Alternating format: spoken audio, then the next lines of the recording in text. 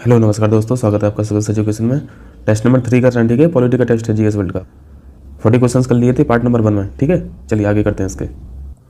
चलिए 40 कीजिए। 40 एक क्वेश्चन छूट गया था, 40 कर लेते हैं।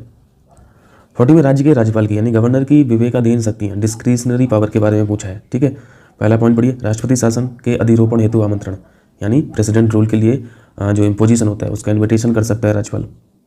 बिल्कुल कर सकता है। यदि राज्य सरकारें संवैधानिक तरीके से काम नहीं करती हैं तो राज्यपाल बिल्कुल बोल सकता है राष्ट्रपति को कि यहाँ पर राष्ट्रपति शासन लगाने की ज़रूरत है और आप लगाइए। इसलिए राज्य सरकारों के लिए गवर्नर साहब की जी हुजूरी करना बहुत ज़रूरी होता है। ये पॉइंट बिल्कुल करेक्ट है। ठीक, राज्यपाल समझ रहे ना, राज्यपाल क्या है, सेंट्रल के ही आदमी है। ठीक है, इनको एजेंट ऑफ बोलते हैं, एजेंट ऑफ सेंटर बोलते हैं। ठीक, एजेंट ऑफ सेंटर या फिर प्रेसिडेंट के एजेंट बोल लो। ठीक, सुपरविजन का काम करते हैं स्टेट गवर्नमेंट में। किसी स्टेट की प्रशासनिक मशीनरी काम कर रही है, ठीक से नहीं कर रही है, ये उसका सुपरविजन करते हैं गवर्नर साहब। ठीक है, तो केंद्र से उनको भेजा गया है राज्य में। ठीक है, राज्य सरकारों के काम का सुपरविजन करने के लिए। ठीक है, सुपरविजन करने के लिए। ठीक है, तो पहला पॉइंट बिल्कुल करेक्ट है। सेकंड पॉइंट पढ़िए, बिल को रिकॉन्सिडर कर सकते हैं, वो लौटा भी सकते हैं, तो ये भी सही है, बिल्कुल लौटा सकते हैं। आप इनको जब भी राज्यपाल पढ़ें तो प्रेसिडेंट की जो शक्तियाँ हैं और राज्यपाल की जो शक्तियाँ हैं उनको कंपेयर करके पढ़ा करें। ठीक है, पॉलिटी में टेक्स्ट बुक आप लोग पढ़ते होंगे तो उसमें कंपेयर करके पढ़ाया भी गया है, तब डिफरेंस समझ में आता है। ठीक है, तीसरा पॉइंट है, राज्य सरकार के कार्य संचालन हेतु नियम बनाना। स्टेट गवर्नमेंट के बिजनेस को कंडक्ट कराने के लिए वो रूल्स बना सकते हैं, ये भी बिल्कुल करेक्ट है। महाधिवक्ता यानी एडवोकेट जनरल, आर्टिकल कौन सा है, आर्टिकल 165, वेरी इंपॉर्टेंट। महाधिवक्ता यानी एडवोकेट जनरल को अपॉइंट करते हैं, बिल्कुल करते हैं। ठीक, और इनके बारे में जानते होंगे, ये सरकारी वकील होते हैं। ठीक है, राज्य सरकार का ये पक्ष देखते हैं। राज्य सरकार, किसी भी राज्य सरकार के सबसे बड़े जो वकील होते हैं वो एडवोकेट जनरल होते हैं। ठीक है, जैसे सेंट्रल में आप एडीआई पढ़ते हैं ना, अटॉर्नी जनरल ऑफ इंडिया। ठीक है, ऐसे ही स्टेट गवर्नमेंट के लिए, स्टेट गवर्नमेंट का पक्ष रखने के लिए एडवोकेट जनरल होते हैं। ठीक है, तो यहाँ पे चारों के चारों सही है। तो डिस्क्रिशनरी पावर देख लिया। इसके अलावा और तमाम विवेकाधीन शक्तियाँ हैं, डिस्क्रिशनरी पावर है, पर वो यहाँ पे डिस्कस करने का इतना समय नहीं है। ठीक है, तो यहाँ पे 4 ऑप्शन हो जाएगा। ठीक, और यहाँ पे राज्यपाल का आर्टिकल भी पूछा जाता है। आर्टिकल कौन से आर्टिकल में राज्यपाल की नियुक्ति होती है प्रेसिडेंट के द्वारा, आर्टिकल 115। ठीक है, ये भी याद रखा करो, 155 में।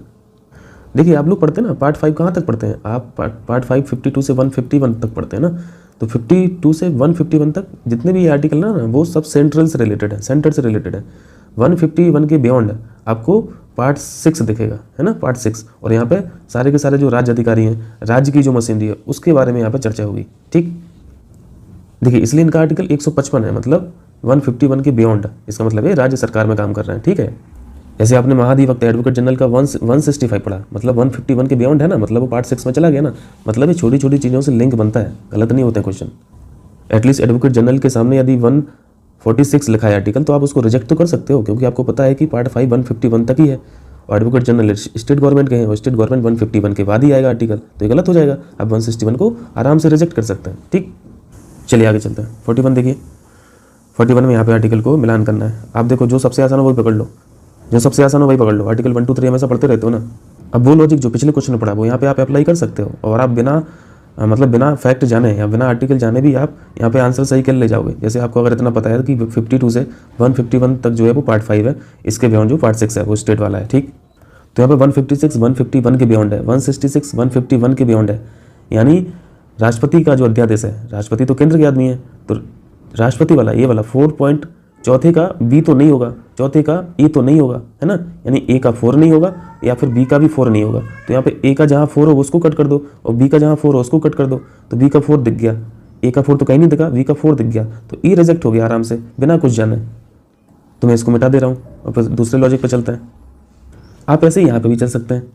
तीसरा पॉइंट जो है संसद सदस्यता, यानी ये 52 से 151 के अंदर ही रहेगा क्योंकि यूनियन वाला पार्ट है ना, तो ए का ना तो 3 रहेगा ना ही बी का 3 रहेगा। समझ में आ रहा ना जो मैं कहना चाह रहा हूँ, ए का 3 नहीं रहेगा और बी का भी 3 नहीं रहेगा। तो यहाँ पे देख लो, ए का जो 3 है उसको काट दो, ए का 3 मिल गया, ए गया। ठीक है, बी का कहीं 3 दिख रहा, नहीं दिख रहा, 2 ऑप्शन रिजेक्ट हो गए बड़े आराम से। ठीक, तो ऐसे हेल्प मिल जाती है। चलिए अब वापस कट कर देते हैं और हम लोग ठीक से करते हैं। ये तो जुगाड़ टेक्नोलॉजी थी। ठीक, चलिए 123 आप लोग हमेशा पढ़ते रहते हैं। 123 ऑर्डिनेंस है। ठीक है, ऑर्डिनेंस जारी करने की शक्ति प्रेसिडेंट की, 1 2 3 डी का 4 करेक्ट है। ठीक, और 143 में क्या हो जाता है, ये राष्ट्रपति की शक्ति हो जाती है सुप्रीम कोर्ट से किसी भी मैटर पे सलाह लेने के लिए। ठीक है, ठीक है, तो डी का 4 है, तो डी का 4 एक ही ऑप्शन में, बाकी 2 तो हम लोग रिजेक्ट कर दिए थे, आंसर हो गया बी ऑप्शन। ठीक है, फिर भी बाकी सब सीख लो। आर्टिकल 155 में क्या है, यहाँ पे गवर्नर की नियुक्ति होती है। ठीक, यहाँ पे जल्दी से देखिए, यहाँ पे अपॉइंटमेंट ऑफ गवर्नर दिख रहा है, आर्टिकल कौन सा 155, the governor of a state shall be appointed by the president bye warrant under his hand and seal. ठीक है, तो 155 में आपने उनकी नियुक्ति पढ़ी। 156 में क्या है, 156 में term of office of governor, यहाँ पे कार्यकाल है गवर्नर साहब का। ठीक, और गवर्नर साहब का कार्यकाल कैसे होता है आपको पता है, ये पीओपी पे ये काम करते हैं। ठीक है, पीओपी यानी प्लेजर ऑफ द प्रेसिडेंट। ठीक, प्लेजर ऑफ द प्रेसिडेंट यानी राष्ट्रपति साहब की प्रसाद पर्यंत। इनका कोई ऐसे फिक्स नहीं है कि 5 साल 6 साल, ठीक है, ऐसे कुछ फिक्स नहीं लिखा हुआ है। ठीक, तो यहाँ पे राज्यपाल की नियुक्ति तो 155 आ जाएगा। ठीक है, लेकिन यहाँ पे 156 लिखा है, तो ये गलत लिखा है एक्चुअली, 155 कर लो। ठीक है, इसको 156 में तो उनका कार्यकाल है ना, अभी हम लोगों ने देखा कॉन्स्टिट्यूशन में, तो इसको बी से 2 मिला दो, बी से 2 भी मिला दिया हम लोगों ने। 102 में संसद सदस्यता से अयोग्यता। ठीक, और आर्टिकल 166 ये किसके बियॉन्ड है, ये तो 52 151 इसके बियॉन्ड जा रहा है ना, तो स्टेट वाला ही रहेगा। तो राज्य के राज्यपाल द्वारा कार्यवाही का संचालन, तो ये आर्टिकल 166 में। ठीक, तो ये बंद हो गया। अल्टीमेटली हम लोगों का बी ऑप्शन करेक्ट हो गया। अध्यादेश हम लोगों ने पिछले 8 में हम लोगों ने समझा था। ठीक, ठीक है, आगे चलें। अब 3 आर्टिकल हमेशा याद रखें, बहुत आसान है, 79, 80 और 81। ये तो आप लोगों को पता ही होगा ना। 79 में क्या है, there shall be a parliament यानी संसद।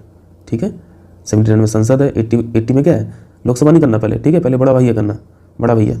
ठीक है, बड़ा भैया यानी राज्यसभा। ठीक, राज्यसभा। 81 में लोकसभा। ठीक है, ये 3 आर्टिकल याद रखा करो। 79, 80, 81। इसमें एक आर्टिकल और यदि जोड़ लोगे तो फिर मजा ही आ जाएगा, यानी आप 52 को और जोड़ लो, यानी यहाँ पे प्रेसिडेंट भी आ गया। इससे हुआ क्या, आपने पूरी संसद कंप्लीट कर दी। ठीक है, पूरी संसद कंप्लीट कर दी। संसद में राज्यसभा चाहिए, लोकसभा चाहिए और प्रेसिडेंट चाहिए, तभी ना संसद पूरी कंप्लीट होगी। ठीक है, ठीक है, चलिए 42 कीजिए। 42 में किसी भी कार्रवाई के लिए सदन में उपस्थित सदस्यों की न्यूनतम संख्या को क्या कहते हैं। ये किसी भी प्रोसीडिंग के लिए मिनिमम नंबर ऑफ मेंबर्स की संख्या पूछना चाह रहे हैं। ठीक है, और इसको क्या बोलते हैं, कोरम बोलते हैं ना, कोरम। ठीक है, एक यू नहीं होता है, 2 लिख दिया। ठीक है, कोरम। तो यदि लोकसभा में प्रोसीडिंग चलाना है तो लोकसभा की जितनी भी स्ट्रेंथ है उसका 10% चाहिए। ठीक है, उसका 10% चाहिए। यदि राज्यसभा में चाहिए प्रोसीडिंग कराना है तो राज्यसभा का 10% चाहिए। ठीक है, कोरम कितना होता है, कोरम 10% होता है। जो आप लोग पढ़ते रहते हैं ना, संख्या का, पूरी कुल संख्या का 1/10 भाग, तो ये 1/10 भाग क्या है, 10% ही तो है। तो लोकसभा की मैक्सिमम स्ट्रेंथ कितनी है, 552 है, इसका 10% करोगे तो 55 आ जाएगा। ठीक है, राज्यसभा की मैक्सिमम स्ट्रेंथ कितनी है, 250 है, इसका 10% करोगे 25 आ जाएगा। 25 सांसद राज्यसभा में रहेंगे, प्रोसीडिंग हो जाएगी। लोकसभा में 55 सांसद लोग आए रहेंगे, प्रोसीडिंग हो जाएगी। बाकी लोग छुट्टी पर हैं, कोई दिक्कत नहीं। अब इतनी तो हम लोग उम्मीद ही करते हैं कि 250 में से कम 25 लोग तो आई हैं दिल्ली में। ठीक है, तो इसका आंसर बी ऑप्शन हो गया। ठीक, आगे चलें, आ जाइए 43 आइए। निम्नलिखित में से प्रस्तावना यानी प्रियम्बल से संबंधित सही क्रम का चयन करना है। आपको यहाँ पे क्रम बताना है, सीक्वेंस बताना है। ठीक है, यहाँ पे जो वर्ड्स लिखे हैं वो तो सारे हैं। ठीक है, प्रियम्बल में सारे लिखे हैं। सेकुलर लिखा है, जस्टिस लिखा है, समता इक्वलिटी लिखा है, बंधुत्व यानी फ्रेटर्निटी भी लिखा है, लेकिन लिखा कहाँ पे ये पूछा है। जो ऊपर वाली 2 लाइन में लिखा है वो तो SSDR लिखा है। ठीक है, SSDR समझ रहे हैं, SSDR, sovereign, socialist, secular, democratic और रिपब्लिक। ठीक है, तो धर्मनिरपेक्ष यानी सेकुलर, सेकुलर तो पहली लाइन में आ गया, तो सबसे पहले तो यही रहेगा। ठीक है, क्योंकि बाकी ये जो शब्द है वो उसमें नहीं है, तो आंसर या तो ए होगा या फिर डी होगा। इसलिए कहता हूँ कि यदि प्रियम्बल याद है तो काफ़ी क्वेश्चन बन जाते हैं।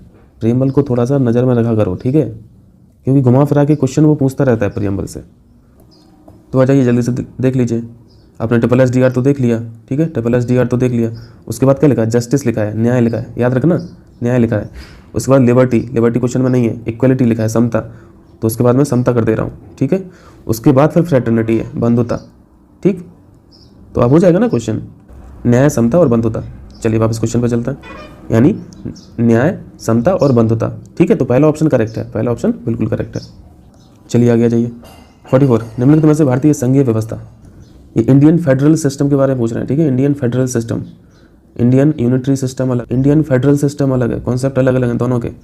फेडरल यानी संघीय, संघीय का मतलब होता है सेपरेशन ऑफ पावर। ठीक, फेडरल स्ट्रक्चर को डिसेंट्रलाइज स्ट्रक्चर भी बोलते हैं। ठीक है, डिसेंट्रलाइज मतलब हमने पावर का, शक्तियों का बंटवारा कर दिया। ठीक है भैया, तुम भी कुछ कर लो, कुछ हम भी कर ले रहे हैं, हम तुम्हें भी कुछ राइट्स देते रहे, कुछ हम भी ले ले रहे हैं। यूनिटरी सिस्टम ना भैया, सब कुछ हम ही करेंगे, तुम्हें कुछ नहीं करना है, तुम्हें जो करना है, जो हम बताएंगे बस वही करना है, ये यूनिटरी सिस्टम होता है।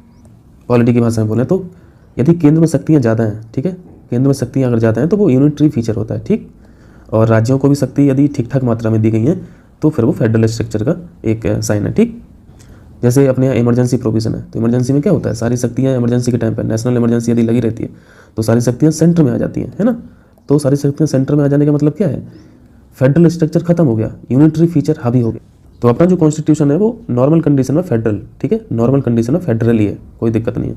लेकिन कभी कभी विशेष परिस्थितियों में यूनिटरी हो जाता है, ठीक है, समझ में आया? विशेष परिस्थितियाँ मतलब यही इमरजेंसी विशेष परिस्थितियाँ। चलिए हम लोगों ने सीखा, दोनों सिस्टम सीखा। अब यहाँ पे असत्य बताना है, जो संघीय नहीं है वो बताना है। इसका मतलब है जो यूनिटरी है वो बता दीजिए, तो आंसर हो जाएगा। तो आपातकालीन प्रावधान इमरजेंसी प्रोविजन ये क्या है? ये तो यूनिटरी है ना। अभी आपने सीखा इमरजेंसी प्रोविजन में शक्तियाँ केंद्र के पास आ जा रही है, यानी वो यूनिटरी हो जा रही है, सर्वशक्तिमान हो जा रहा है केंद्र। यूनिटरी यानी यूनियन बहुत मजबूत हो गया, ठीक है, यूनियन बहुत मजबूत हो गया, ठीक। तो चौथा पॉइंट जो है वो बिल्कुल क्वेश्चन के हिसाब से करेक्ट है। और इस सेकंड पॉइंट में तो ये लिख ही रहे हैं, एकात्मकता की ओर झुकाव, यानी यूनिटरी फीचर की ओर झुकाव। ये तो भाई खुद ही बोल रहे हैं कि हम एकात्मक हैं, तो ये संघीय फीचर कैसे हो सकता है? लेकिन हम लोगों को बताना तो वही है ना जो संघीय नहीं है, तो सेकंड पॉइंट भी करेक्ट हो जाएगा। आंसर हम लोगों को डी मिल गया, ठीक है। अब हम लोगों ने क्वेश्चन में क्या सीखा? संसदीय संप्रभुता जो है यानी पार्लियामेंट्री सोवरेंटी, और न्यायिक सर्वोच्चता और स्वतंत्र न्यायपालिका यानी जुडिशियल सुप्रीमेसी और इंडिपेंडेंट जुडिशरी, ये सब जो है वो फेडरल फीचर है, ठीक। क्लियर है, समझ आया? चलिए आंसर डी हो गया। एक चीज़ और याद रखिए, संघीय शब्द, संघीय यानी फेडरल शब्द संविधान में कहीं भी नहीं लिखा है, कहीं भी नहीं लिखा है, लेकिन फिर भी उसके बावजूद भी हम लोग फेडरल हैं, ठीक है। नॉर्मल कंडीशन में वी आर फेडरल। यहाँ पे मैं लिख दे रहा हूँ, कॉन्स्टिट्यूशन में कहीं भी उल्लिखित नहीं है, मेंशन नहीं है। चलिए आगे करते हैं। 45 देख लो। भारतीय संविधान में निम्नलिखित में से कौन से गैर संघीय लक्षण विद्यमान है? देखो वही पूछा है यहाँ पे, नॉन फेडरल फीचर पूछ रहा है, नॉन फेडरल फीचर यहाँ पे मैं लिख दे रहा हूँ, ठीक है। यानी इसका मतलब यूनिटरी पूछ रहा है, ठीक है। एकात्मक फीचर्स पूछ रहा है, यूनिटरी पूछ रहा है, तो यूनिटरी देख लो। और यूनिटरी का मतलब सब आप लोग जानते हैं कि केंद्र में पावर करा दो, ठीक है, केंद्र को सर्वशक्तिमान बना दो तो यूनिटरी बन जाएगा, ठीक है। फेडरल बनाना है तो राज्यों को भी शक्ति दे दो, शक्तियों का बंटवारा करा दो, सब कुछ मिल बांट के कर लो। गैर संघीय लक्षण यानी यूनिटरी फीचर, तो यूनिटरी फीचर कौन सा है? ये भाई सेम क्वेश्चन आ गया क्या? नहीं, सेम नहीं है, इसमें अलग अलग हैं ऑप्शंस। आपातकालीन प्रावधान यानी इमरजेंसी प्रोविजन जो है वो यूनिटरी है, ठीक है, ठीक है, फेडरल नहीं है, यूनिटरी है। तो एक तो ऑप्शन में चौथा पॉइंट रहेगा, ठीक। इस तरफ देख लें क्या क्या है। अच्छा, इसमें बहुत सारे लिखे हैं, ठीक है। चलिए पहले इधर काउंट ही कर लेते हैं। शक्तियों का विभाजन तो फेडरल फीचर है ना, तो यहाँ पे मैं फेडरल लिख दे रहा हूँ, ठीक है। लेकिन हम लोगों को तो यूनिटरी फीचर बताना है क्वेश्चन में, ठीक है, यूनिटरी फीचर बताना है, यानी चौथा तो रहेगा, ठीक है, चौथा रहेगा। तो चौथा 3 में है, बस इसमें नहीं है, तो डी ऑप्शन को कट कर दो। राज्य के लिए काम करने के लिए, राज्य का सुपरविजन करने के लिए नियुक्ति कर रहे हैं केंद्र वाले, तो ये कौन सा फीचर हुआ? ये यूनिटरी फीचर हुआ, ठीक है, यूनिटरी फीचर हुआ। फेडरल का होगा? फेडरल तो तब होता कि जब राज्य सरकार ही कोई ऐसे आदमी को सुपरविजन के लिए बैठालती जो राज्य का ही होता। लेकिन राज्यपाल तो आप लोग जानते हैं ये तो एजेंट है, प्रेसिडेंट के एजेंट है, केंद्र की तरफ से सुपरविजन करते हैं, केंद्र की तरफ से काम डेलीगेट किया गया है राज्यपाल को, ठीक है। तो राज्यपाल का काम डेलीगेटरी वर्क है, ठीक है। तो ऑप्शन में एक तीसरा भी रहेगा, क्योंकि ये भी हम लोगों ने यूनिटरी फीचर देखा, ये भी यूनिटरी देखा, ये भी यूनिटरी देखा। तो तीसरा और चौथा, और तीसरा चौथा किस में है? तीसरा चौथा इसमें भी है और तीसरा चौथा ए में भी है, यानी अब ए भी गया। आंसर इन 2 में होगा। अपने राज्य में राज्यों का कोई संविधान है यूएसए की तरह? यूएसए में राज्यों का भी कॉन्स्टिट्यूशन है, ठीक है, लेकिन इंडिया में ऐसा नहीं है। इंडिया में एक ही कॉन्स्टिट्यूशन है जो राज्यों को भी फॉलो करना पड़ता है। ये इसलिए फेडरल फीचर नहीं है, ये यूनिटरी फीचर है, ठीक है। यानी 6 को और काउंट कर लो, तो 6 सिर्फ इस ऑप्शन में, यानी आंसर हम लोगों का अल्टीमेटली निकल के आया ए पॉइंट, ठीक है। तो अब देख लीजिए आराम से 2 3 4 6 2 3 4 इन दोनों पॉइंट को समझिए, पहला और दूसरे पॉइंट को। पहला पॉइंट में लगा संविधान की कठोरता यानी स्ट्रिक्टनेस ऑफ कॉन्स्टिट्यूशन, और यहाँ पे फ्लेक्सिबिलिटी है। देखो संविधान अगर फ्लेक्सिबल रहता है तो केंद्र फिर हावी हो जाता है, ठीक है, केंद्र अपने हिसाब से काम कर सकता है, ठीक। ये कैसे, मैं ये कैसे बोल रहा हूँ? क्योंकि आप लोग देखते हैं आजकल सरकारें क्या चल रही हैं, गठबंधन की सरकारें चल रही हैं, और कोई एक पार्टी अगर बहुमत में आ गई तो वो सरकार, बहुमत में आने वाली सरकार इस फ्लेक्सिबिलिटी को यूज कर सकता है, ठीक है, इसका फ़ायदा उठा सकता है। कैसे? वो अमेंडमेंट करवा सकता है, वो गवर्नमेंट बहुमत वाली सरकार इजीली अमेंड करवा सकता है कुछ भी प्रोविजन में, ठीक है। इसलिए लचीलापन जो है वो यूनिटरी फीचर को इंडिकेट करता है, ठीक है। अगर संविधान कठोर है तो कोई दिक्कत ही नहीं है, तुम आओ बहुमत लेके। आप संविधान में एक शब्द इधर का उधर नहीं कर सकते हो, क्योंकि इतना कठोर है संविधान। तो कठोरता किसको शो कर रहा है? फेडरल फीचर को, ठीक है, क्योंकि इसमें राज्यों का हित भी निहित है ना। अगर केंद्र सरकार कुछ अपने मन के हिसाब से चेंज नहीं कर पाएगी तो फिर वो एक तरह से राज्यों का भलाई तो हो रहा है। लेकिन इसमें आप दोनों चीज़ें देख सकते हो, कठोरता में आप इसमें नेगेटिविटी भी देख सकते हो, ठीक है। फिर भी कठोरता में फेडरल फीचर यहाँ पे इंडिकेट हो रहा है। अब मतलब संविधान इतना भी कठोर ना हो जाए कि जो एसेंशियल है अमेंडमेंट करना वो भी नहीं कर पा रहे हैं, तब तो गड़बड़ हो जाएगा ना। कठोरता इस सेंस में फेडरल फीचर है जब सरकार की मंशा गलत हो, ठीक है, अब समझ में आया? चलो इसमें बहुत हो गया, अब चलिए 46 देखिए, आंसर हम लोगों ने निकाल लिया था ना। 46 देख लो जल्दी से, वो समझना जरूरी था फेडरल यूनिटरी, नहीं तो क्वेश्चन तमाम आते रहते हैं, हम लोग समझ ही नहीं पाते। इस पर अलग अलग चर्चा नहीं करेंगे क्योंकि इसमें बहुत टाइम के लिए हो जाता है, और हम लोग इस पर एक बार कर चुके हैं ना, यूपीपीएससी दृष्टि टेस्ट सीरीज कर रहे थे तब हम लोगों ने किया था, ठीक से, ठीक। यहाँ पे क्वेश्चन पूछ रहा है किस बात में सुप्रीम कोर्ट द्वारा दूसरी सबसे बड़ी खंडपीठ का गठन किया गया था। ये लार्जेस्ट बेंच पूछ रहे हैं, ठीक है, खंडपीठ यानी बेंच। तो आपको 1973 याद आ रहा, केशवानंद भारती याद आ रहा। सबसे बड़ी बेंच कौन सी थी? केशवानंद भारती वाली केस की, 1973 वाली। कितने जज थे? 13 लोगों का बेंच था, 13 जजों का बेंच था। ये 13 याद रखना है, ठीक है, कहीं कहीं ये फैक्ट इंपॉर्टेंट होता है। अब ये सब चीज़ें आपको समझ में आना चाहिए, ठीक है, कि यहाँ पे 13 ये इंपॉर्टेंट है कि नहीं है, इतना सेंस हम लोग को होना चाहिए अगर सिविल की तैयारी कर रहे हैं तो खासतौर से यूपी पीसीएस दे रहे हैं तब तो याद रखना पड़ेगा 13। इसके बाद है गोलकनाथ वाद। गोलकनाथ याद आ रहा, 1967 यानी बिफोर केशवानंद भारती केस। ये सेकंड लार्जेस्ट बेंच है, ठीक है, सेकंड लार्जेस्ट बेंच। इसमें कितने जज थे? इसमें 11 जजों की बेंच थी, ठीक है, 11 जजों की बेंच थी। ईयर इंपॉर्टेंट है, ईयर याद रखना, ठीक। अगर आपको डिसीजन पता है गोलकनाथ ने क्या डिसीजन दिया था और केशवानंद भारती में क्या क्या फाइंडिंग्स आई थी तो आपको क्रोनोलॉजी रट जाएगी, क्योंकि आपको पता रहेगा ना कि किसने क्या बोला, फिर उसके बाद क्या इंप्रूवमेंट हुआ। चलिए ठीक है, तो फिर इसका आंसर सी ऑप्शन हो गया, ठीक। चलिए आगे चलिए, 47 देखिए। संविधान द्वारा दिल्ली के सर्वोच्च न्यायालय सुप्रीम कोर्ट को सुनवाई का अधिकार प्रदान किया गया। अन्य स्थानों पर सर्वोच्च न्यायालय सुप्रीम कोर्ट को सुनवाई का अधिकार प्राप्त है। क्वेश्चन का मतलब समझ में आया? क्वेश्चन ये कह रहा है कि the supreme court shell sit in Delhi. तो ये दिल्ली के अलावा और कहीं सिट हो सकती है, बैठ सकती है, कहीं सुनवाई कर सकती है, ये क्वेश्चन में पूछा गया, ठीक। तो बिल्कुल ऐसा हो सकता है, सुप्रीम कोर्ट दिल्ली के अलावा और किसी अदर प्लेस पे भी बैठ सकती है, ठीक है, अदर प्लेस पे भी बैठ सकती है। कैसे बैठेगी?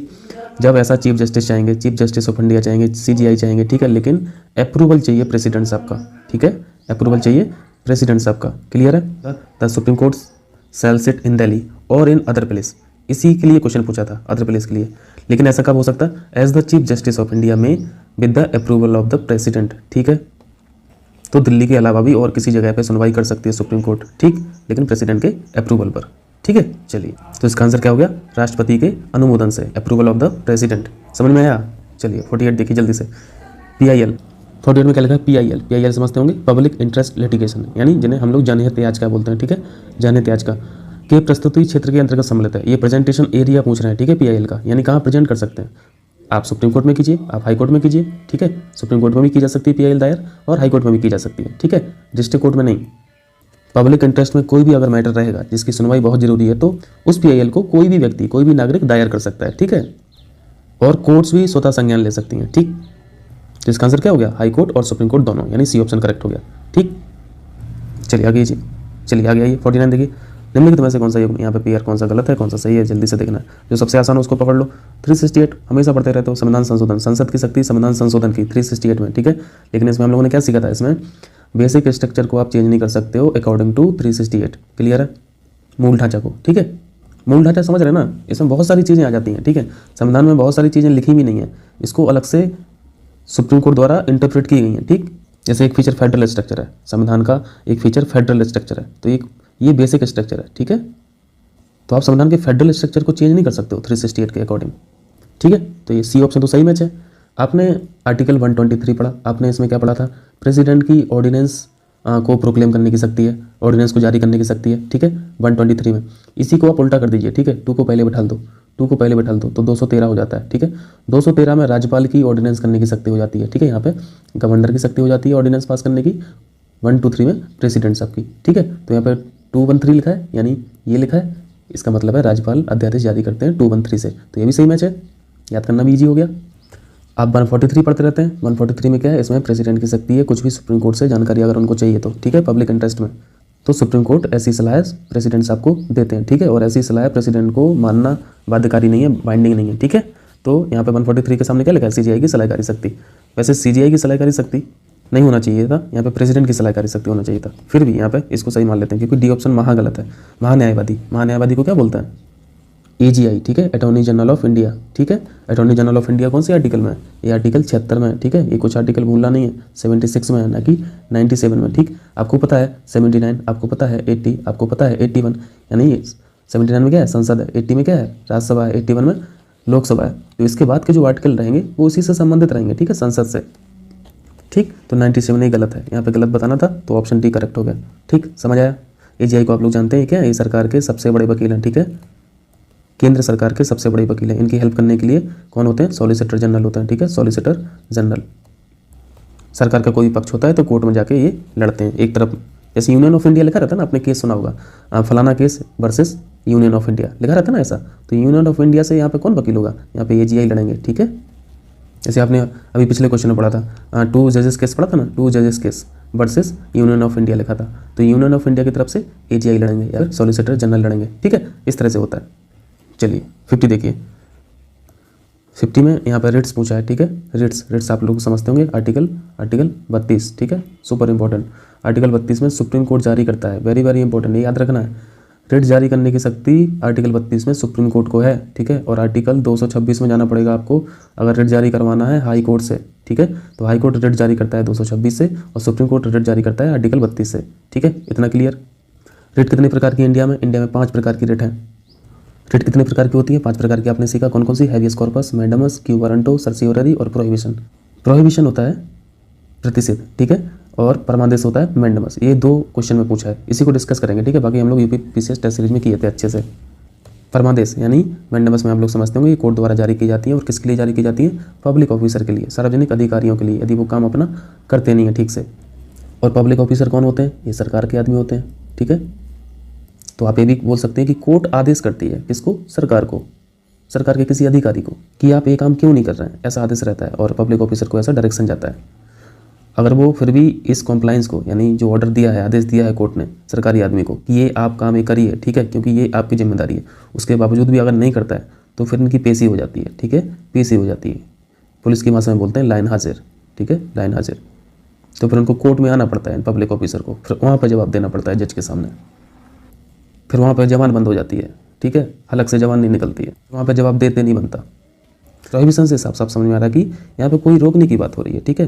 तो यहाँ पे जो हायर अथॉरिटी वाले कोर्ट रहते हैं, यानी हायर कोर्ट जो रहते हैं, वो इन्फीरियर कोर्ट को, ठीक है, इन्फीरियर कोर्ट को या जूनियर कोर्ट को या फिर लोअर कोर्ट अपनी ज्यूरिडिक्शन से बाहर जाके अगर कोई काम कर रहा है, तब हायर कोर्ट उसको ये काम करने के लिए ऐसा रोकती है, ठीक। जैसे हम आपको एक एग्जाम्पल दें, PIL आपने अभी सीखा कि PIL दायर कहाँ हो सकती है? या तो सुप्रीम कोर्ट में या फिर हाई कोर्ट में। मान लो किसी लोअर कोर्ट ने, डिस्ट्रिक्ट कोर्ट ने PIL लोअर कोर्ट में मान लो दायर हो गई, ठीक है, या डिस्ट्रिक्ट कोर्ट में दायर हो गई, और डिस्ट्रिक्ट कोर्ट के डिस्ट्रिक्ट जज ने या सिविल जज ने इस पर सुनवाई भी दे दी, निर्णय भी दे दिया, तो फिर हाई कोर्ट सुप्रीम कोर्ट इनकी क्लास लगा देगा कि भैया ये आपके ज्यूरिडिक्शन में नहीं, आपने कैसे निर्णय दे दिया? PIL जब आप सुन ही नहीं सकते तो आपने निर्णय कैसे दे दिया? तो इस तरह का क्या है? ये प्रोहिबिशन, ये किसका एग्जाम्पल है? ये प्रोहिबिशन का। समझ में आया? ठीक है, इसका मतलब है प्रतिषेध जो है, यानी प्रोहिबिशन। प्रोहिबिशन किसी चीज़ की इनएक्टिविटी को डायरेक्ट करता है, ठीक है, इनएक्टिविटी को डायरेक्ट करने के लिए जारी की जाती है, ठीक। जबकि परमादेश में इसका उल्टा होता है, एक्टिविटी के लिए, ठीक है। तो प्रतिषेध जो है वो इनएक्टिव है और परमादेश जो है वो सक्रिय है, ठीक है। आंसर इसका 2 और 3 हो गया। यहाँ पे एक चीज़ और आपको समझाना है, सर्सियोररी और प्रोहिबिशन में। प्रोहिबिशन हिंदी में प्रतिषेध और सर्सियोररी हिंदी में उत्प्रेषण। इन दोनों की आप लोग डेफिनेशन पढ़ते होंगे। ये जारी की जाती है हायर कोर्ट के द्वारा लोअर कोर्ट को, ठीक है, हायर कोर्ट के द्वारा लोअर कोर्ट को जारी की जाती है। ये दोनों में ये परिभाषा है। फिर इन दोनों में फ़र्क क्या है? फ़र्क जानना बहुत जरूरी है। पहले उत्प्रेषण समझ लीजिए। उत्प्रेषण का मतलब है कि कोई ऐसा केस आया डिस्ट्रिक्ट कोर्ट में जो उसकी ज्यूरिडिक्शन से बाहर है, ठीक है, डिस्ट्रिक्ट कोर्ट ने उस पर निर्णय दे दिया, ठीक है, निर्णय दे दिया, यानी उस पर सुनवाई हो गई और निर्णय दे दिया। तब उस निर्णय को क्वेश करने के लिए, क्वेश यानी उस निर्णय को खत्म करने के लिए सर्सियोररी रिट जारी करता है हायर कोर्ट। समझ में आया? प्रतिषेध रिट का मतलब है कि ऐसा कोई केस आया डिस्ट्रिक्ट कोर्ट में जो उसकी ज्यूरिडिक्शन से बाहर है, ठीक है, फिर भी आया, लेकिन वो पेंडिंग स्टेज में है, उस पर डिस्ट्रिक्ट कोर्ट ने कोई सुनवाई नहीं की है अभी तक। सुनवाई नहीं होगी तो कोई निर्णय नहीं आएगा, ठीक है, तो निर्णय नहीं आया, पेंडिंग स्टेज में ही इस मुकदमे को रोकना ही प्रतिषेध है, ठीक है।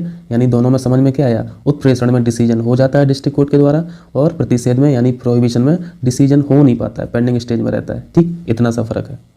अब तो नहीं भूलोगे ना दोनों में अंतर। चलिए फिर अगला करते हैं, 51 देख लीजिए। इस पर अलग अलग चर्चा नहीं करेंगे क्योंकि इसमें बहुत टाइम किल हो जाता है, और हम लोग इस पर एक बार कर चुके हैं ना, UPPCS दृष्टि टेस्ट सीरीज कर रहे थे तब हम लोगों ने किया था ठीक से, ठीक। तो यहाँ पे क्वेश्चन पूछ रहे किस बाद में सुप्रीम कोर्ट द्वारा दूसरी सबसे बड़ी खंडपीठ का गठन किया गया था? ये लार्जेस्ट बेंच पूछ रहे हैं, ठीक है, खंडपीठ यानी बेंच। तो आपको 1973 याद आ रहा, केशवानंद भारती याद आ रहा। सबसे बड़ी बेंच कौन सी थी? केशवानंद भारती वाली केस की, 1973 वाली। कितने जज थे? 13 लोगों का बेंच था, 13 जजों का बेंच था। ये 13 याद रखना है, ठीक है, कहीं कहीं ये फैक्ट इंपॉर्टेंट होता है। अब ये सब चीज़ें आपको समझ में आना चाहिए, ठीक है, कि यहाँ पे 13 ये इंपॉर्टेंट है कि नहीं है, इतना सेंस हम लोगों को होना चाहिए अगर सिविल की तैयारी कर रहे हैं तो। खासतौर से UPPCS दे रहे हैं तब तो याद रखना पड़ेगा 13। फिर 1967 का मिनर्वा बिल्स, केशवानंद भारती के पहले आया था, ये PCS से पूछा था अभी 67 में जो यहाँ पे सेकंड लार्जेस्ट बेंच है, ठीक है, मिनर्वा मिल्स। और यहाँ पे इसके बाद है गोलकनाथ याद आ रहा, 1967 यानी बिफोर केशवानंद भारती केस। अब इसके बारे में चर्चा समय नहीं है, नहीं तो करते बढ़िया से।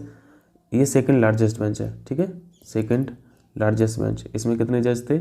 इसमें 11 जजों की ये बेंच थी, ठीक है, 11 जजों की बेंच थी। ईयर इंपॉर्टेंट है, ईयर याद रखना, ठीक। अगर आपको डिसीजन पता है गोलकनाथ ने क्या डिसीजन दिया था और केशवानंद भारती में क्या क्या फाइंडिंग्स आई थी, तो आपको क्रोनोलॉजी रट जाएगी, क्योंकि आपको पता रहेगा ना कि किसने क्या बोला, फिर उसके बाद क्या इम्प्रूवमेंट हुआ। चलिए 51 देखिए, 1932 में अल्पसंख्यकों के प्रतिनिधित्व पर योजना तैयार की। ये रिप्रेजेंटेशन ऑफ माइनॉरिटीज़ की बात कर रहे हैं, ठीक है। 1932 में क्या हुआ था आपको पता है, पीएम साहब रैमसे मैकडोनाल्ड द्वारा, ये कौन थे? ये पीएम थे, कहाँ के? ये ब्रिटेन के, ठीक है। इन्होंने क्या दिया था? एक अवार्ड दिया था, उसका नाम है कम्युनल अवार्ड, ठीक है, कम्युनल अवार्ड। इसके नाम से आपको पता चल रहा होगा जो 1909 का एक्ट था, या फिर अंग्रेज़ों के हिसाब से रिफॉर्म था। रिफॉर्म क्या था? सेपरेट इलेक्टोरेट, ये उससे भी बढ़ के था, क्या? कम्युनल अवार्ड, ठीक है।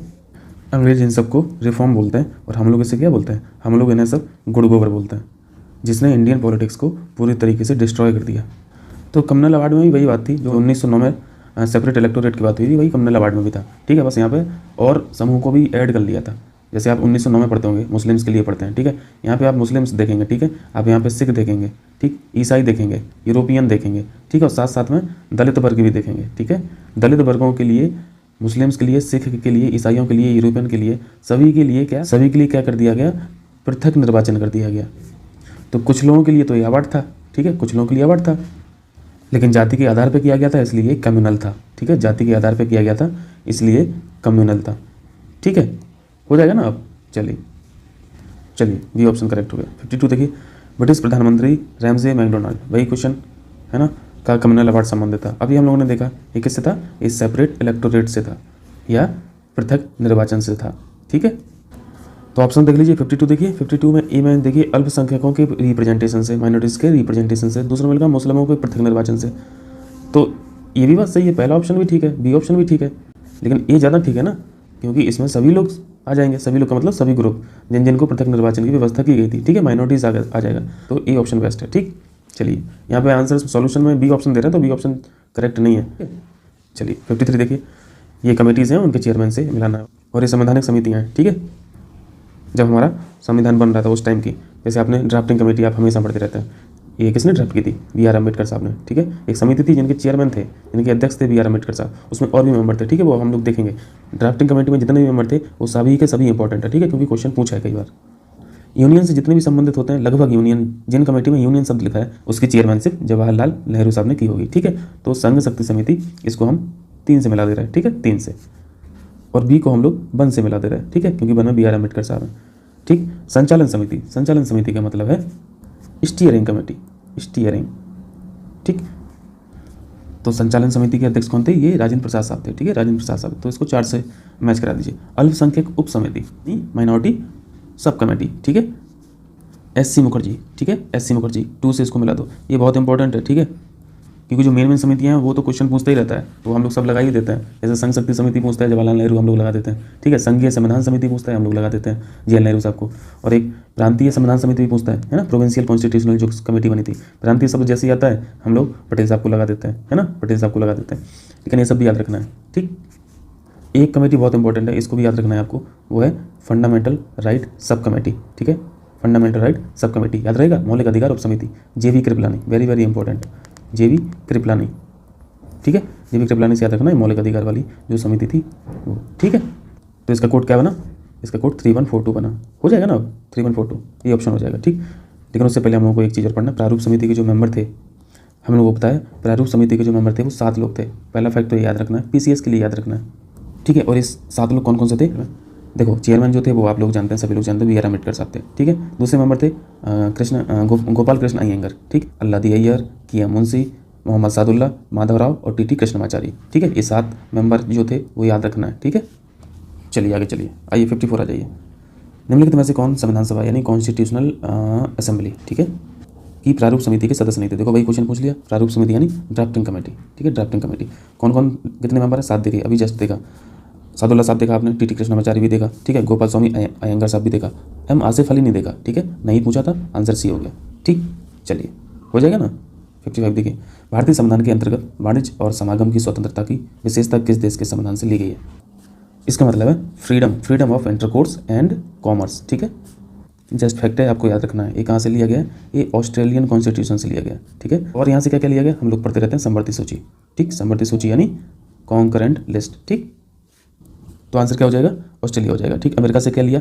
अमेरिका में कौन सा माउंटेन है? रॉकी, तो रॉकी से राइट्स याद रखें, ठीक है। तो रॉकी से राइट्स याद रखा करें, यानी मौलिक अधिकार, ठीक है, फंडामेंटल राइट्स अमेरिका से लिए गए। प्रेसिडेंट के प्रोविजन लिए गए, वाइस प्रेसिडेंट के प्रोविजन लिए गए, ठीक। जुडिशियल रिव्यू के प्रोविजंस लिए गए अमेरिका से, ठीक है। जर्मनी से आपको पता है इमरजेंसी प्रोविजन लिए गए, इंपॉर्टेंट है इमरजेंसी प्रोविजंस यानी आपातकालीन जो उपबंध है, ठीक। चलिए कुछ बातें थी। आइए 56 पे आइए। निम्नलिखित में से आर्थिक रूप से कमजोर वर्गों के लिए आरक्षण किस संविधान संशोधन कॉन्स्टिट्यूशनल अमेंडमेंट द्वारा प्रदान किया गया? आर्थिक रूप से कमजोर वर्ग यानी इकोनॉमिकल वीकर सेक्शन, तो आपको पता है 2019 में हुआ था, ठीक है। 2019 में आर्थिक रूप से कमजोर वर्ग जो हैं यानी EWS है, उनको भी 10% का रिजर्वेशन दे दिया गया, ठीक है, 10% का। और ये किसके लिए दिया गया था? आपको पता है सवर्णों के लिए दिया गया था, यानी अपर क्लास के लिए दिया गया था, ठीक है, अपर कास्ट के लिए। कॉन्स्टिट्यूशनल अमेंडमेंट कौन सा था? 103 में था, ठीक है, 103 अमेंडमेंट एक्ट 2019, ठीक है, 2019 याद रहेगा। और आपने रिजर्वेशन वाले प्रोविजन संविधान में कहाँ पे देखे हैं? फंडामेंटल राइट्स में देखे हैं। जल्दी से बताइए कौन से आर्टिकल में? आर्टिकल 15 और आर्टिकल 16 याद आ रहा? क्या क्या पढ़े इसमें? इसको पढ़ना ठीक से, ठीक है। 15 और 16 में रिजर्वेशन वाली बातें लिखी हैं, जिसमें हम लोगों ने एक क्वेश्चन भी किया था कि स्टेट गवर्नमेंट यदि स्टेट्स में सिटीजन्स का रिप्रेजेंटेशन ठीक नहीं है तो वो 50% से भी ज़्यादा रिजर्वेशन दे सकती है विशेष परिस्थितियों में, ठीक है, पढ़ा था ना। इसने कहाँ पे चेंज किया होगा, कहाँ पे अमेंड किया होगा? यहाँ पे आर्टिकल 15 और 16 में, ठीक है। और आर्टिकल 15-16 में चेंज कहाँ हुआ है? 15 सब क्लॉज 6, 16 सब क्लॉज 6, ये चीज़ ऐड हो गई है, नई चीज़ ऐड हो गई है, ठीक है। और इस एडिशन पॉइंट में क्या लिखा? यही लिखा है जो क्वेश्चन पूछा, 10% फॉर EVS। तो यहाँ पे राज्यों को भी अच्छी खासी छूट है, ठीक है, क्योंकि वहाँ पे लिखा हुआ है यदि राज्यों को लगे, ठीक है, तो ये राज्यों की मर्जी है कि वो देना चाह रहा है या नहीं दे रहा। उनको लगेगा रिप्रेजेंटेशन ठीक है तो नहीं देगा, उनको लगेगा अगर रिप्रेजेंटेशन अच्छा नहीं है तो वो दे देगा, ठीक। तो यहाँ पे 103 हो जाएगा आंसर, ठीक है, 103। आइए 57 देखिए, 6 से 14 वर्ष तक के बच्चों को शिक्षा के अवसर उपलब्ध कराना, यह कथन किससे संबंधित है? तो ये तो पहले ये बताइए, ये FR है या फिर FD है? FR यानी फंडामेंटल राइट है या फिर फंडामेंटल ड्यूटी में लिखा है? 6 से 14 वर्ष तक के बच्चों को शिक्षा के अवसर उपलब्ध कराना, जल्दी से बताइए। ये फंडामेंटल ड्यूटी है, ठीक है, मौलिक कर्तव्य है। मौलिक कर्तव्य कितने टोटल? 11 हैं, ठीक है। पहले कितने थे?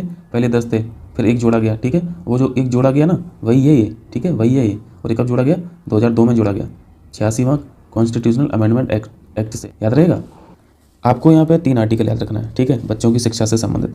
Article 21A, article 45, article 51A, और इसमें सब क्लोज कौन सा? के, ठीक है। टोटल 11 है ना, तो ए से लेके जाओगे के तक तो आपको 11 मिल जाएगा, ठीक। और आर्टिकल 21A है क्या? ये राइट टू एजुकेशन है, ठीक है, super important. Right to education बना दिया है, शिक्षा का अधिकार 6 से 14 वर्ष के बच्चों के लिए, ठीक है। ये चीज़ पहले कहाँ लिखी थी? ये आर्टिकल 45 में लिखी थी, मतलब यहाँ पे लिखी थी। यानी आर्टिकल 45 की बाद अब शिफ्ट होकर आर्टिकल 21A में आ गई है। यानी आर्टिकल 45 क्या है? ये DPSP है। यानी जब 45 में शिक्षा का अधिकार लिखा था तभी चैलेंजेबल नहीं था, क्योंकि आप लोग जानते हैं कि DPSP चैलेंजेबल नहीं होते हैं, ठीक है। तो राज्यों की यहाँ पे बल्ले बल्ले थी, ठीक है। लेकिन अब क्या हो गया? अब जो 45 में लिखा था 6 से 14 वर्षों के बच्चों के लिए शिक्षा का अधिकार, अब वो आर्टिकल 21A में आ गया। और 21A में जैसे ही आया तो ये बन गया फंडामेंटल राइट, मौलिक अधिकार। और मौलिक अधिकार में जो चीज़ें लिखी हैं तो वो फिर बाइंडिंग है, ठीक है, कंपलसरी है, वो राइट हो गया है अब सिटीजन्स का। अब तो राज्यों को देना ही देना पड़ेगा, ठीक, क्योंकि फंडामेंटल राइट चैलेंजेबल है। तो अब राज्यों की मर्जी यहाँ पे खत्म कर दी। तो आइए अब एक एक करके देखिए कि 21A में क्या लिखा है, 45 में अब क्या लिखा है और 51A में क्या लिखा है, ठीक। आइए 21 में देखिए सबसे पहले 21A, ठीक है, 21A। यहाँ पे जो 1 लिखा है ना, इसका मतलब ये अमेंड किया गया, ये जोड़ा गया होगा। और ये कब जोड़ा गया? अभी जो बताया था वहीं पे जोड़ा गया। 86 कॉन्स्टिट्यूशनल अमेंडमेंट जो है 2002 वाला, बहुत सारे चेंज हुए, ठीक है। 45 में चेंज हुआ, 51A में चेंज हुआ और 21A को जोड़ा गया, ठीक है, इसी के अनुसार। तो यहाँ पे क्या लिखा? The state shall provide free and compulsory education to all childrens of the age of 6 to 14 years, लिखा है ना। 6 से 14 वर्ष के बच्चों के लिए शिक्षा का अधिकार फ्री भी रहेगा और कंपलसरी भी रहेगा, ठीक है। और ये प्रोवाइड किसको करना है? स्टेट को देना है, ये सब स्टेट प्रोवाइड करेगा। स्टेट की यहाँ पे ऑब्लिगेशन होगी, जिम्मेदारी होगी। 21A में लिखा है, यानी ये फंडामेंटल राइट है। अब याद रहेगा 21A में क्या लिखा? ये पूरा का पूरा आर्टिकल कब जोड़ा गया? ये 86वें संविधान संशोधन से जोड़ा गया, ठीक। चलिए अब आइए 45 पे। 45 देखिए, 45 जो भी आप 21A में पढ़ के आए हो ना, वो पहले 45 में लिखा था, ठीक है। अब यहाँ पे क्या लिखा, the state shall endeavour to provide early childhood care and education for all children until they complete the age of 6 year. यहाँ पे कोई शिक्षा के अधिकार वाली बात ही नहीं हो रही, ठीक है। यहाँ तो राज्यों के लिए काम चलो बात लिख दी है, ठीक। लेकिन ये अच्छा हुआ, डीपीएसपी में जो पहले लिखा था वो अब एफआर बना दिया गया, तो कोई दिक्कत ही नहीं है, ठीक है। चलिए अब 45 देख लिया, और ये कब हुआ, यहाँ पे देखो 3 नंबर लिखा है, पहले 3 नंबर को देखो क्या लिखा, 86th अमेंडमेंट एक्ट 2002, ठीक है, यही पढ़ा। यानी आपने आर्टिकल 21A को जो जोड़ा संविधान में वो भी इसी से जोड़ा, ठीक है। 45 में जो चेंज हुआ वो भी इसी से हुआ, ठीक। और 51A में जो मौलिक ड्यूटी वाली जो बात आई है वो भी इसी से जोड़ा गया, ठीक है। इसको देखिए, सबसे लास्ट वाला के है, ठीक है। हु इज़ अ पेरेंट और guardian to provide opportunity for education to his child और as the case may be ward between the age of 6 and 14 years. Answer क्या हो गया इसका, जल्दी से बताइए, मौलिक कर्तव्य, ठीक है, 57। लेकिन बड़े ध्यानपूर्वक क्वेश्चन को पढ़ना है भाई। देखो पॉलिटी यहाँ पे एक एक शब्द बहुत मैटर करता है। आर्टिकल 21 में क्या आपने पढ़ा था, आर्टिकल 21 में आपने पढ़ा था state shell provide free and compulsory education. शब्द क्या लिखा था, फ्री एंड कंपलसरी एजुकेशन, ठीक है। लेकिन यहाँ पे क्या लिखा, शिक्षा के अवसर, यानी एजुकेशन अपॉर्चुनिटीज़ लिखा है। और ये शब्द कहाँ पे लिखा है, ये 51A के में लिखा है, ठीक है। यानी ये फंडामेंटल राइट वाली बात नहीं है, ये फंडामेंटल ड्यूटी वाली बात है, ठीक है। अगर यहाँ पे फ्री एंड कंपलसरी एजुकेशन लिखा होता तब हम लोग मूल अधिकार मानते, ठीक है। मैं इसलिए बता रहा हूँ क्योंकि इस क्वेश्चन को पढ़ के आप ए ऑप्शन भी तो लगा सकते हो ना, बी ऑप्शन भी लगा सकते हो, सी ऑप्शन में भी लगा सकते हो। बी तो नहीं लगाओगे क्योंकि बी में 6 से 14 नहीं लिखा है, बी में 0 से 6 लिखा है, या फिर बिलो 6 ईयर्स लिखा है, ठीक। समझ गए हो ना भाई जो मैं कहना चाह रहा हूँ। चलिए इंग्लिश वर्जन मैंने साइड में लिख दिया है, ठीक है। आत्यांतिक वीटो, एब्सोल्यूट, विशेषित, क्वालिफाइड, निलंबनकारी, सस्पेंसिव, पॉकेट यानी पॉकेट, इसको हिंदी में जेबी बोलते हैं, ठीक है। और जेब से फिर जेबी इन्होंने बना दिया हिंदी। सबसे पहले तो ये जान लेना, ये जो विशेषित वीटो है ये इंडिया में नहीं है, ठीक है, इंडिया में प्रेसिडेंट के पास नहीं है, ठीक है, ये यूएसए में प्रेवेलेंट है, ठीक। क्वालिफाइड वीटो इंडियन प्रेसिडेंट के पास नहीं है, तो इसको काट दो। बाकी हम लोगों को ये 3 पढ़ना है, एब्सोल्यूट, सस्पेंसिव और पॉकेट। वीटो पावर तो समझ रहे हैं ना, जैसे हम लोगों ने पढ़ा था कैबिनेट करती क्या है, काउंसिल ऑफ मिनिस्टर क्या करती है, अगर कोई कानून बनाना होता है तो वो ऐसा सोचती है पहले तो, ठीक है। फिर उसको ड्राफ्ट करती है कि ये कानून में क्या क्या बातें रहेंगी, ठीक है, इस बिल में, ठीक है, इस विधेयक में, या फिर इस कानून में कौन कौन सी बातें होनी चाहिए, उसको बोलते हैं ड्राफ्ट, ठीक है। वो ड्राफ्ट कर लेती है, उसको बिल के फॉर्म में संसद में पेश कर देती है, राज्यसभा में और लोकसभा में। उसके बाद हम लोगों ने क्या सीखा था, जब दोनों जगह से पास हो जाता है तो ये जाता है प्रेसिडेंट के पास, ठीक है, प्रेसिडेंट के पास। प्रेसिडेंट साहब इस पर मोहर लगा देते हैं और वो एक्ट बन जाता है, ठीक है। तो बस आपको यही देखना है, प्रेसिडेंट साहब मोहर ठप्पा नहीं लगाते हैं, ठीक है, वो यहीं पर रोक लेते हैं, वो एक्ट बनने ही नहीं देते हैं, ठीक है। मोहर नहीं लगेगी तो वो एक्ट नहीं बनेगा। तो इस ठप्पा ना लगाने को ही वीटो पावर बोलते हैं सामान्य भाषा में, तो पहले ये समझ लो। कभी कभी गुस्सा आ जाते हैं काउंसिल ऑफ मिनिस्टर से कि आप लोगों ने हमें बताया नहीं, सीधा मोहर लगवाने आ गए हो, ना ऐसा ना चलिए। टूरिस्ट आ जाते हैं, मोहर ही नहीं लगाते हैं। पीएम साहब फ़ोन करते हैं, फ़ोन ही नहीं उठाते हैं। राष्ट्रपति भवन में बढ़िया मस्त 2 वक्त के सो जाते हैं फ़ोन स्विच ऑफ करके। वैसे नॉर्मली होता नहीं है, ठीक है, क्योंकि प्रेसिडेंट साहब अगर सेम पार्टी से हैं, जिस पार्टी की सरकार है, तो फिर ऐसा क्लैश होता ही नहीं है, ठीक है। जो सरकार चाहती है वही प्रेसिडेंट साहब करते हैं। और वैसे भी प्रेसिडेंट साहब को हमने आपको समझाया प्रेसिडेंट के बारे में कि ये जस्ट क्या है, ये सिर्फ और सिर्फ रबर स्टैंप है, ठीक है। रबर स्टैंप का दर्जा है, प्राप्त है इनको रबर स्टैंप की उपाधि दी जाती है। रबर स्टैंप किसके हैं, ये काउंसिल ऑफ मिनिस्टर के हैं, ठीक है। काउंसिल ऑफ मिनिस्टर में अगर पूछा जाए किसके हैं तो कैबिनेट के हैं, ठीक। कैबिनेट जैसा चाहेगी वैसा ही प्रेसिडेंट साहब करते हैं आज की डेट में, वास्तविक रूप में यही है, ठीक है।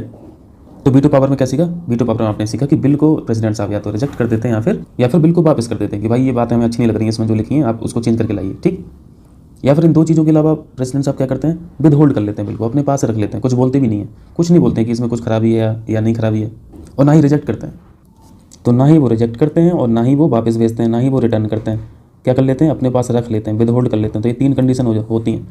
जब 2 दोस्त बहुत खास होते हैं, दोनों की शादी है, तुम्हें जाना है, तो आप तो एक ही जगह जा पाओगे ना, तो फिर दूसरे को ना तो मना करते बनता है, और ऐसा भी नहीं कि आप जाना नहीं चाहते, तो आप जाना भी चाहते हो, वैसी स्थिति होती है। तो ऐसे पैच यहाँ पे भी फंस जाते हैं, ठीक है। ये भी एक परिवार की तरह वर्क करता है पूरा काउंसिल ऑफ मिनिस्टर, अंदर ही अंदर आपस में कोल्ड वॉर चलता रहता है, ठीक है। अलग अलग डिस्कस नहीं करते हैं, वो क्वेश्चन पूछेगा तब डिस्कस करेंगे, ठीक है, नहीं तो बहुत समय के लिए हो जाएगा। अभी हम लोगों से बस यही पूछा था कौन कौन सी शक्तियाँ शामिल है, तो हम लोगों ने देख लिया। क्वालिफाइड वीटो जो है वो इंडियन प्रेसिडेंट के पास नहीं है, बाकी तीनों हैं, ठीक है, यानी 1, 3 और 4, ठीक, 1, 3 और 4, ठीक है। वैसे यूपीपीसीएस दृष्टि में तो हम लोगों ने सीखा ही था अच्छे से। चलिए 59 आइए, राष्ट्रपति पर महाभियोग यानी इम्पीचमेंट ऑफ प्रेसिडेंट संबंधी प्रपोजल निम्नलिखित में से किसके द्वारा प्रस्तावित किया जाता है। इधर आइए, आर्टिकल 61 पढ़िए। आर्टिकल 61 क्या आपको सीखना है, इसमें क्या है, राष्ट्रपति का इम्पीचमेंट का प्रोसीजर है, ठीक है। Impeachment of president, article 61, very very important. इसमें क्या लिखा, when a president is to be impeached for violation of constitution, very important. अगर उन्होंने वायलेशन ऑफ कॉन्स्टिट्यूशन किया है तब जाके लोकसभा या राज्यसभा में प्रपोजल जाएगा, ठीक है, और कोई ग्राउंड नहीं लिखा है। और ये क्या चीज़ है, संविधान का वायलेशन, इसकी कहीं डेफिनेशन लिखी नहीं है, ठीक। तो आपने आर्टिकल 61 देखा, ठीक है। ये प्रपोजल से, ये महाभियोग से संबंधित है, याद रखना, ठीक। इसी में महा भी हो गया, याद रखना, ठीक है। और ये किसी भी सदन द्वारा प्रस्तावित किया जा सकता है, लोकसभा में भी हो सकता है और राज्यसभा में भी हो सकता है, ठीक है। तो यहाँ पे कहाँ लिखा, हाँ तो ये ऑप्शन हो जाएगा संसद द्वारा, संसद में दोनों सदन आ जाएंगे, ठीक। और ग्राउंड भी याद रखना है, वायलेशन ऑफ कॉन्स्टिट्यूशन, ठीक है। और कोई ग्राउंड नहीं है, जैसे आप सुप्रीम कोर्ट में जजों का इम्पीचमेंट अगर देखेंगे तो उसमें ग्राउंड बदल जाते हैं, ठीक, उनमें इनकैपेसिटी भी आ जाती है। 60 अध्यक्ष द्वारा बिना समय या तिथि निर्धारित किए सदन को स्थगित कर दिया जाता है और समय से पहले भी सदन की बैठक आहूत कर सकता है। उपर्युक्त कथन किससे संबंधित है? स्थगित यानी अर्जेंट, ठीक है। आहूत यानी कॉल करना, बुला लेना। क्वेश्चन समझ गए?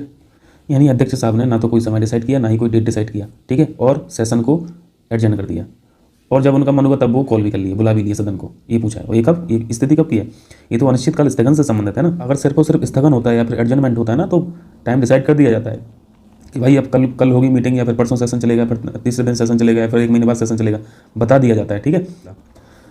लेकिन अनिश्चितकाल स्थगन से मतलब है कि किसी को कुछ नहीं पता कि अब कब कॉल अपॉन किया जाएगा, कब फिर से बुलाया जाएगा, कब फिर से सेशन स्टार्ट होगा, ठीक है। तो आंसर 2 सही हो जाएगा। इसमें बिना लिखा ना, तो बिना की वजह से 2 ऑप्शन हो गया। चलिए 60 बनाइए जल्दी, कहाँ गया, इधर है। 60 में देखिए, राज्य के नीति निर्देशक सिद्धांत यानी डीपीएसपी की बात करें, ठीक है। डीपीएसपी एक ऐसा चेक है जिसे बैंक द्वारा अपनी सुविधानुसार प्रयोग किया जाता है। मतलब समझ में आ रहा क्या कहना चाह रहा है? ये डीपीएसपी की धज्जियाँ उड़ाई जा रही हैं यहाँ पे, ठीक है। और ये धज्जियाँ किस बात के लिए उड़ाई जा रही हैं? क्योंकि आपको पता है डीपीएसपी चैलेंजेबल नहीं है, और चैलेंजेबल नहीं है तो फिर राज्य सरकारों को कोई डर ही नहीं है, ठीक है। इनमें जो बातें लिखी हैं, राज्य सरकार उनको करें या ना करें, न्यायालय को, कोर्ट्स को इससे मतलब ही नहीं है, तो राज्यों की फिर बल्ले बल्ले है, ठीक है। तो सेंस तो वही है ना कि जिसे बैंक द्वारा अपनी सुविधानुसार प्रयोग किया जाता है। राज्यों की मर्जी है, अगर उनको काम करना है किसी पॉइंट पे। पहले ये बताइए डीपीएसपी किस पार्ट में है? पार्ट नंबर 4 में, ठीक है। कहाँ से कहाँ तक? 36 से 51 तक ना। अब राज्यों की मर्जी है कि वो 37 पे काम करे, या फिर 38 पे काम करे, या फिर 39 पे काम करे, या फिर आर्टिकल 45 पे काम करे। ये राज्यों की मर्जी है, इसलिए उन्होंने ऐसा लिखा, ऐसा बोला। किसने बोला? केटी शाह साहब ने, ठीक है। तो ऑप्शन ए करेक्ट है। जैसे डीपीएसपी एक आर्टिकल है, आर्टिकल 47 में क्या है? ठीक है, ड्रिंक को प्रोहिबिट किया गया है, एल्कोहल से प्रोहिबिशन मिला हुआ है। लेकिन स्टेट गवर्नमेंट 47 के अनुसार दारू की दुकानें बंद करने थोड़ी ना जा रही है। अगर बंद कर देगी तो रोड पे नहीं आ जाएगी स्टेट गवर्नमेंट, इतना पैसा मिलता है, रेवेन्यू मिलता है। और आप कोर्ट में भी नहीं जा सकते हो शिकायत करने जज साहब से स्टेट गवर्नमेंट की कि ये स्टेट गवर्नमेंट दारू बहुत में चली है, प्लीज़ आप इसको बंद करवा दीजिए। तो जज आपके पाँव पकड़ लेगा कि भाई हम ये नहीं करवा पाएंगे, हमारी क्षमता से बाहर है, हमारी शक्ति से बाहर है। क्यों? वो क्या कहना चाह रहा है? वो ये कहना चाह रहा है कि ये डीपीएसपी का भाग है, और डीपीएसपी चैलेंजेबल नहीं है, तो प्लीज़ आप जाइए इस पर, और आप जो याचिका डाले हो दारू बंद करवाने के लिए स्टेट गवर्नमेंट के अगेंस्ट में, वो आपकी पिटीशन रिजेक्ट हो जाएगी, ठीक। समझ में आया? चलिए 62 जल्दी से। स्वर्ण सिंह समिति, आपको पता है फंडामेंटल ड्यूटीज़, ठीक है। कब की बात है? 1976। कितनी ड्यूटीज़ हैं? पहले 10 थी, अब एक और ऐड हो गई है, ठीक है। कब ऐड हुई है? 86 से, ठीक है, 2002 से। ये अभी पढ़े थे, अपॉर्चुनिटी टू एजुकेशन, ठीक है, बच्चों के लिए अपॉर्चुनिटी टू एजुकेशन। ये जो 10 आपको फंडामेंटल ड्यूटीज़ पहले दिख रही थी, वो इन्हीं की रिकमेंडेशन से आई थी, ठीक है। लेकिन यहाँ पे तो कमेटी के मेंबर पूछ रहे हैं, ठीक है, तो मेंबर जान लीजिए। ये जो 10 ड्यूटीज़ दिख रही हैं आपको पहले जो दिख रही थी, वो इन्हीं की देना, ठीक है, स्वर्ण सिंह कमेटी की। मतलब स्वर्ण सिंह कमेटी को बताना पड़ा लोगों को कि भाई आप अपने माँ बाप की सेवा करो, आपके देश के जो हीरो रहे हैं स्वतंत्रता संग्राम में, आप उनका सम्मान करो। इनको बोलना पड़ रहा है, लोग खुद से नहीं कर रहे हैं। तो मेंबर थे डी आर अंतुले और एस एस रे, ठीक, याद कर लेना। तो याद ही करना पड़ेगा, क्या करोगे? डी आर अंतुले और एस एस रे, 1 और 2 आंसर हो जाएगा, ठीक। मेंबर तो देखो 12 होते हैं। 63 पे आ जाओ, बहुत आसान क्वेश्चन है। प्रेसिडेंट संसद कहाँ है? आपको पता है लोकसभा चाहिए संसद बनाने के लिए, राज्यसभा चाहिए संसद बनाने के लिए, और प्रेसिडेंट साहब चाहिए संसद बनाने के लिए। जब तक ठप्पा ही नहीं लगेगा, मोहर नहीं लगेगी, तब तक वो कानून ही नहीं बनेगा। और संसद का काम क्या है? लॉ मेकिंग बॉडी है ना। संसद क्या है? लॉ मेकिंग बॉडी है। और लॉ बन किससे रहा है? प्रेसिडेंट की मोहर के बाद बन रहा है, ठीक है। तो मोहर ही नहीं लगेगी तो संसद कानून बना के क्या करेगी? इसलिए राष्ट्रपति अभिन्न अंग है संसद का। पहला पॉइंट बिल्कुल करेक्ट है। सेकंड पॉइंट देखिए, कारण देखिए, राष्ट्रपति की मंजूरी के बिना कोई विधेयक यानी बिल, एक्ट नहीं बन सकता। बिल्कुल सही है, इसलिए तो इंपॉर्टेंट अंग है, इसलिए तो अभिन्न अंग है, ठीक है। तो इसका ये ऑप्शन हो जाएगा, ठीक। चलिए 64 आई जल्दी से। निम्नलिखित में इसके अधिनियम के द्वारा भारतीय विधान परिषद यानी इंडियन लेजिस्लेटिव काउंसिल के स्थान पर बाईकैमरल व्यवस्था का गठन हुआ था। ये हिस्ट्री कम पॉलिटी का क्वेश्चन है। तो आपने सुधार पढ़ी ली अंग्रेजों के अनुसार 1919 का जो था मॉन्टेग्यू चेम्सफोर्ड जो रिफॉर्म था, ठीक। हम लोगों की भाषा में क्या है हम लोग जानते हैं। इन्होंने क्या किया था? प्रांतों में यानी प्रोविंस में डायरेक्ट किया था ना स्टार्ट, द्वैत शासन, ठीक है, द्वैत शासन। ये भी याद रखना, 1919 इंपॉर्टेंट बात है। तो इससे पहले सेंट्रल लेजिस्लेटिव असेंबली हुआ करती थी, ठीक है, सेंट्रल लेजिस्लेटिव असेंबली। 1919 के एक्ट के अनुसार क्या किया? इसको हटा के 2 सदन बना दिए, ठीक है, जिसे लोअर हाउस और अपर हाउस बोलते हैं। जिसे लोअर हाउस बोलते थे और दूसरे को अपर हाउस बोलते थे। आप इसे लोकसभा और राज्यसभा समझ लीजिए, ठीक। 2 सदन बने थे, इसी को बोलना है कि बाईकैमरल, 2 सदनात्मक, ठीक है। तो ये 1919 से हुआ था, बी ऑप्शन करेक्ट है।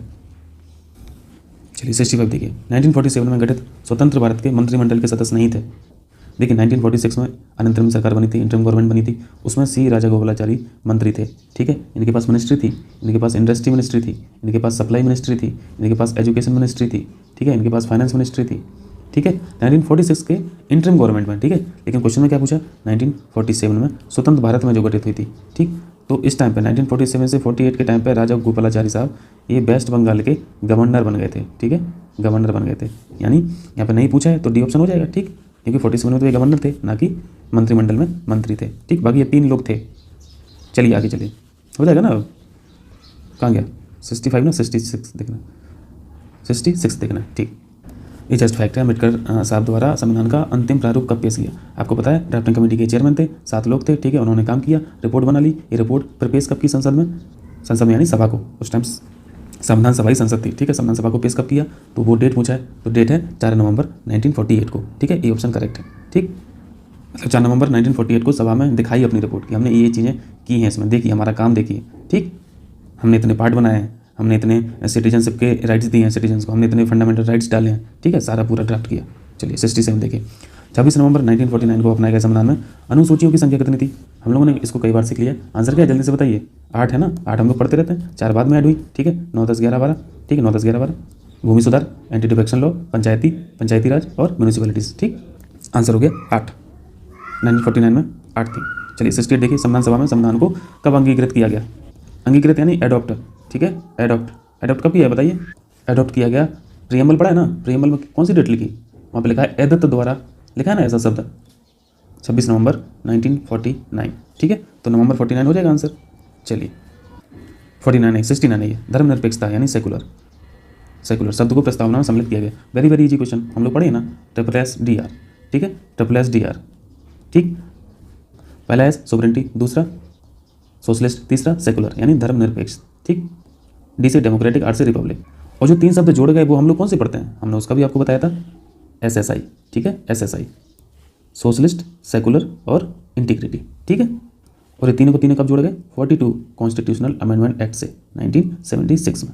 ठीक है, तो आंसर क्या हो जाएगा 42, बी ऑप्शन। सोशलिस्ट हम लोग बाद में बने हैं। ठीक है, मतलब 1976 में समाजवादी शब्द जोड़ा गया, 1947 में नहीं जोड़ सकते थे ना, डर लग रहा था जेल नेहरू। क्यों, क्योंकि सोशलिस्ट नेचर का देश कौन सा था, रसिया।